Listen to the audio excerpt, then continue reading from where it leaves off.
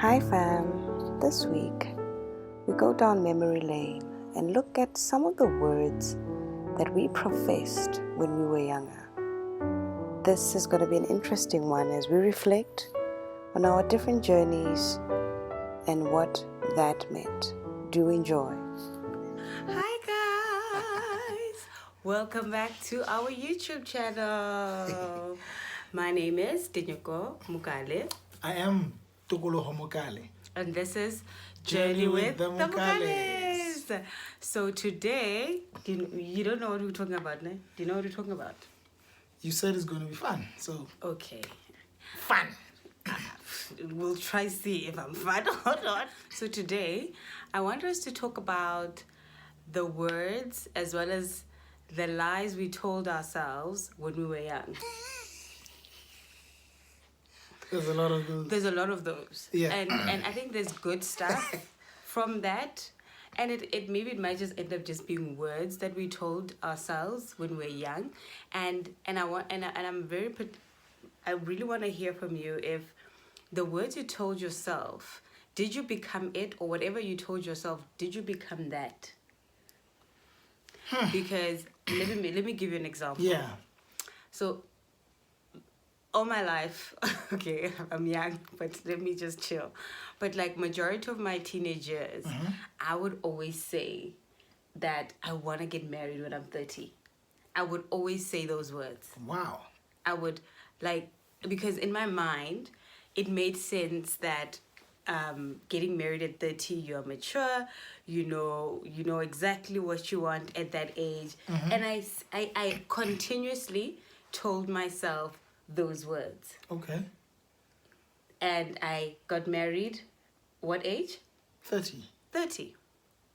Huh. Another thing Yeah. that I didn't realize was a thing that I kept telling myself. Okay. And it was so it's so bizarre because I kept saying, and those close to me will know, Yeah. that I would always say, yo, my God, nkare Modimo, God just give me 2 children at the same time. And I would always say like a boy and a girl so that I don't have to stretch a million times. Like I could do it like one time. So this means we are done No. stretching. Like, what is it now, comrade? Because I like this. I like this. But what I'm saying is that Yeah. I would always say those words without ever comprehending that actually meant I'm asking for twins. Yeah. And it actually happened like that. God blessed us with twins, a boy and a girl. So that's why I want us to just talk about the words we say when we are young and the impact in our lives. Maybe I'm not that fun, but I think it's a good conversation to have. Okay. And I'm asking you, if there's words that you said when you were young that you continuously professed with your mouth. Actually, I know one that your mom would always say. Okay. That one. That one, yes. Yeah, I always Yeah. told myself, and obviously my mom, that Ke batla o bua I ka am- Sotho pele. I cannot do legislating. Ke batla ho dula toropong. Okay, translate. So I always told my mother and myself really that I want to live in the burbs because I grew up in the township. So that's one of the things I've always told myself. And hey, your boy is living in the burbs. Okay. So yeah, that's one. But I told myself a lot of lies. As well. Yeah, Sure. I always told myself I'm not gonna get married. Yeah. Okay. Yeah. Hey, look where I am. I did want to have children. But you did want to what? Let's not get technical, okay? Okay. Yes. Please. Well, let's not preach. Thanks. Yeah. What else? You know that whole by this age I will be here, by this age I'm gonna be there. Yeah. So yeah, that's another really there's some other lies that I used to tell myself. Yeah. There's a lot. There's a lot. I just can't think of them right You can't now. think of everything. Yeah. But I think it's important that we also talk about our journey as teenagers, and that being the beginning of what we used to tell ourselves, what we believed, the type of people we were Yeah. at that when we're younger, and how, and it's not that we're perfect, and I think we're still on our different journeys to get where we want to get to, but it's important to sort of reflect on that. I'm honestly trying to make this fun, but the Holy Spirit is not allowing me. So Okay. I'm gonna go into it. So I want us to just to talk about teenagehood, right, and Yeah. early adulthood, Yeah. because cooler. Yeah. You know what I mean? And the challenges that we faced, you know, and have a quick brother and sister talk Yeah. Yeah. around Okay. around the challenges that we would face in line with the lies and the words that we told ourselves in the young. Okay. I had an interesting teen years. Remember, I sort of was rebelling. My parents had just divorced, so in my teen years, I was into clothes.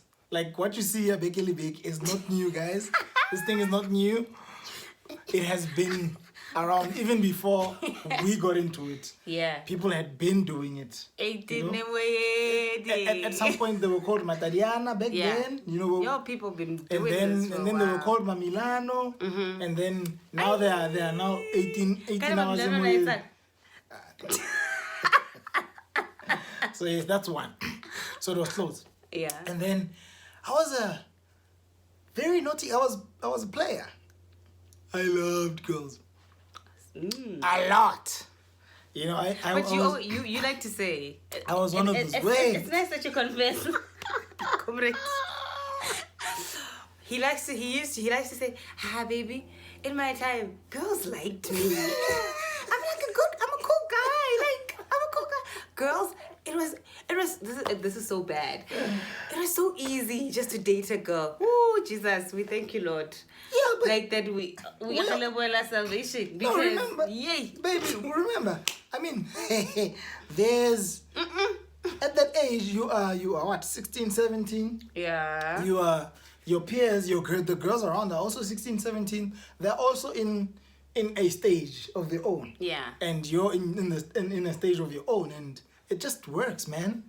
So Just up to your early 20s. That's what was okay. going on. So you're saying it's clothes, it's girls, It's girls. it's Alcohol. hey. Started drinking alcohol around that time. Partying. Yeah, I was always scared of getting into drugs. So I didn't do that. Yeah, I was scared. I think I saw what it did even then, back then, way before Nyaupe was around. But you could see people who did drugs. You could see them, and that's one thing I was like, nah. What did you struggle with most? Because I think there's different struggles for different generations. Yeah. For different times. You mean me or our generation? You. No, you don't speak for your generation because no. What did you struggle most? Because you spoke about Mamilano, Holomonat. You know? Yeah. You spoke about clothes, it sounds so superficial right now when we think about it. Yeah. You know, materialistic and whatever the words are. But what did you struggle with most internally during that time when you look at where you are now and then? Hey, I didn't struggle. I was a child. Happy? I didn't. Yes, I was happy doing or being with, and I had a lot of friends as well. But you don't think right now. Yes, when you look right at now life, when I look at it, I'll be honest. Yeah. I didn't have the brain I have then. Yeah. So I didn't know what I know now. So at that time, when I was asking for Presto Chanjo from my dad, bruh, that's all I wanted. And when I got it, I'm happy. You know what I'm saying? Girls, same. Friendships, nix, peer pressure. You were driving peer pressure in your group. So you didn't have those type of things. No, I did. Remember, I had my issues already of divorcing parents. So So you that was my just- driver. My rebellion was my drive. You know what I'm saying? That was my struggle then. I guess. You know what I'm saying? Wow. Yeah, but no, that's why I think it was easy for me to be okay when I stopped doing whatever.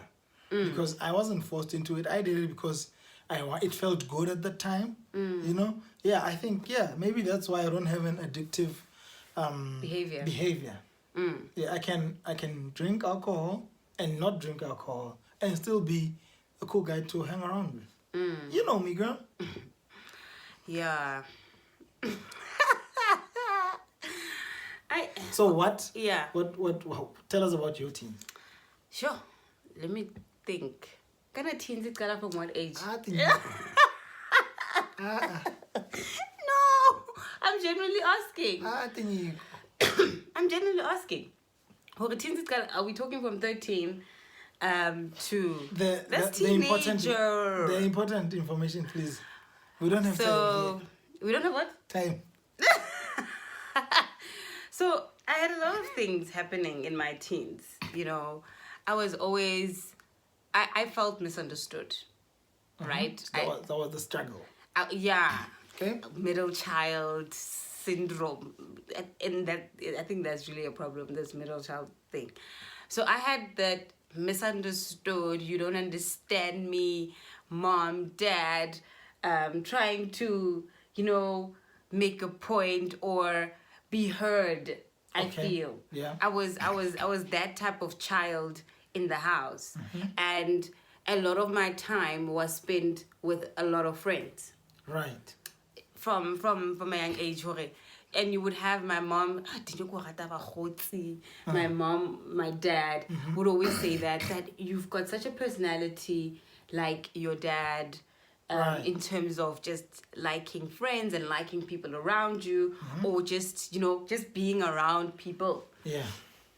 I was that girl. And then my mom passed away when I was in grade 12.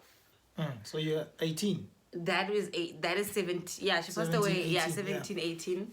Yeah, I turned 18 that year. And that shook me in all aspects for me, because it was, I think, a key critical time in my life when I was trying to figure myself out. So my behavior with friendships, and I'm reflecting. Yeah. Right. It's things that I didn't realize at that time, and I was just doing what I'm doing Sure. to just survive. Yeah. But my behavior with friendships, when I look at it now, was a bit unhealthy. Sure. Because I would honestly probably pour all myself out in friendships, and because remember I felt misunderstood and whatever, and now there's my mom's death, and I don't even know how to even communicate my feelings to my family. I will do anything and everything just to be with my friends. Sure. And that is, I think, probably another video when we really dig deep into my friendship journey, and probably opposite to yours and so forth. But that was me trying to fill a void through friendships, partying, Okay. doing whatever to just survive. And somewhere along the lines, I found God. You were trying to say? How bad was it? Well, how bad was When you it? look at it now, like, and you, like you say, you're reflecting. How bad did your mom's passing trigger you to the left? Yeah, it was bad. It was bad because there's when I look at it now and understand depression and read up on mental illness, you actually think, oh, what's that? Actually, I had that. Suicidal thoughts, suicide episodes. I had all of that. Sure. Because I couldn't understand. That's what I'm saying, that it was a time when I'm trying to figure myself out. You're transitioning into going to tertiary or whatever the case is. you're trying to figure yourself out. 18 is such a critical age, you know, where you're trying to, and where you are transitioning into another phase in your life, taking on responsibility, and then that hit me at that time. So I sort of seemed okay, but I think I was on autopilot, because it then started hitting me and reflecting in the type of relationships that I went into. Right. And that happened immediately after she passed away from matric. The type of relationships I went to, the type of things that I was doing, or the decisions I was making. Yeah. Because for one, I don't drink alcohol. No. Yeah, I don't drink alcohol. Yeah. But I started drinking afterwards. Sure. I was now interested in drinking. I was now interested in doing things that I wasn't doing initially. So it really impacted me. And kudos to my dad and my sisters for dealing with when I think about it now, I'm like, yo, those people have strength So you are to here. deal with what I was going through. And yeah, shout out to them. So you're here, and it's by grace, really. It's by grace. And you know, people, not everybody will be as fortunate. You know, so there's somebody who's probably just lost somebody they love. Yeah. They're in their teens. Yeah. You know, how best should the 20, but the my 2K, Yeah, my 2000. 2000, yeah. How best can they handle these situations? You know what? It's different for different people. You know, we have different backgrounds, we have different support systems. And for me, the way I went through it, I was angry. And I was genuinely angry. And I could have been named an angry child. A rebel. A rebel or whatever. I was just rebelling. And my dad was just, leave her. You know, my dad was quite sensitive, because, I mean, he's just lost the love of his life. And he's trying to parent and be with us as you know, our sole support system, and not wanting to push us away, not wanting us to move away from the sort of like the values and the discipline, you know, that my mom drove and him together.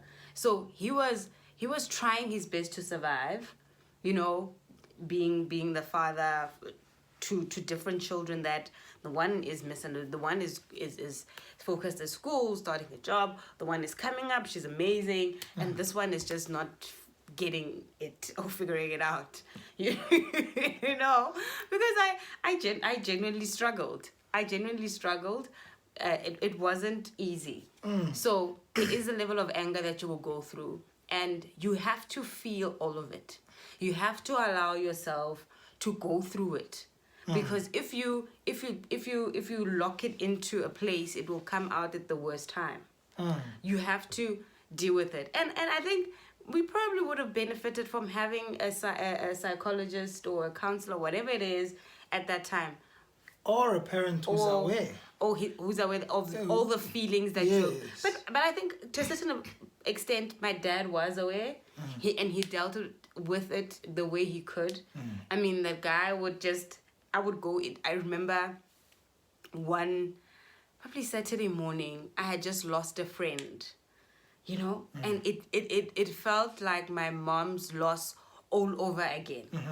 He was in his bed, and I went into his bedroom, and I went there, and I was just crying, and I was telling him, it was like my mom's death all over again, because loss would just trigger me. But remember, I couldn't get the right way of doing friendship or whatever at that time, because I was just going through a lot, and I didn't take the time to actually understand what is happening within me. So that's why I'm saying that there's just a lot that you will go through. There's anger that will happen. There's feeling of depression that will happen at a certain point, because it's really a journey that you travel from anger, depression, and whatever. And eventually you will get to peace. Eventually you'll get there. And I think for me it happened 15 years after my mom passed away, where I found the understanding of why my mom had to pass away. It's weird that I'm saying that, but it's how I how it was revealed to me by God, that when I look at my life, when I look at how we were in terms of our relationship with my mom was, the star, the whatever. But to a certain degree, I understood that God is a jealous God, and He wants to be my everything. My mom can't be my everything. So I got it for me that it had to happen in the way it happened, in terms of restoring my relationship with my sister, restoring my relationship with my dad, because really there's a huge journey that was traveled before she passed away. So eventually you get to peace, but it's a lot of work that you need to do. These days there's so much support that you can get in terms of mental illness and mental wellness. For me at that time, I couldn't even articulate what I was feeling. So it's kind of hard in terms of what was happening then and what could happen now for you in terms of dealing with loss. But yeah, I think now we've Wait. But as you were speaking, I was like, this was supposed to be a fun video. We and a lot of people in our age group are parents now, and soon our kids will be teens. You know what I'm saying?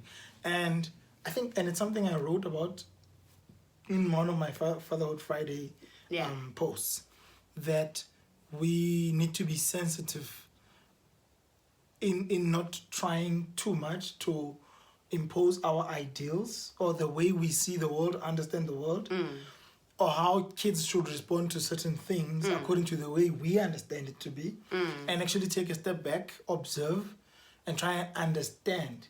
And that way will be, so open the channel for communication, so that whatever your children are going through, they're able to say, hey, Papa, I get sharp. Maybe, hey, baby, let's take a walk to the shops, and then we can talk about it. We need to be parents that are smart enough to see those loopholes, and we don't have to do it when the problems start, but it's something as young as 3-4 year olds.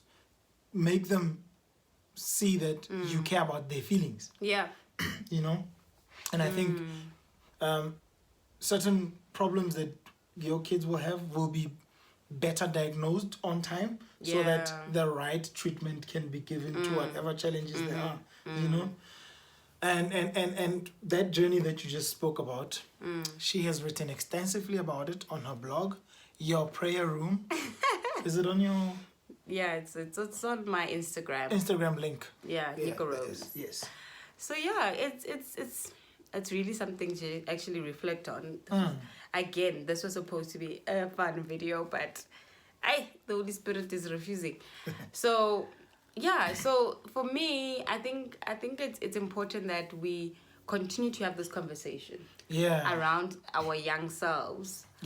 Maybe we can expand on it in terms of our next video, because we just briefly touched on probably the part of our teenagehood and going into early adulthood. And I think we need to go into early adulthood, or the transition from the different things that were happening in our teenagehood that we just spoke about. For you, it was your parents' divorce. For me, it was my mom's death and the impact thereof. And I guess we need to have a conversation and help those on how to transition from that. Which I think we should talk about in the next one.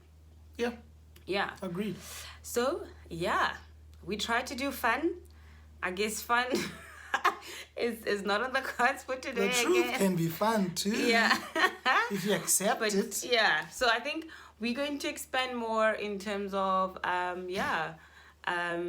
journeys, our young selves, and just the advice to our young brothers and young sisters in terms of how can they navigate this life, because it's quite difficult. But you can make it through. You can make it through, but we need each other to survive. I always say these words. So let's meet again next week.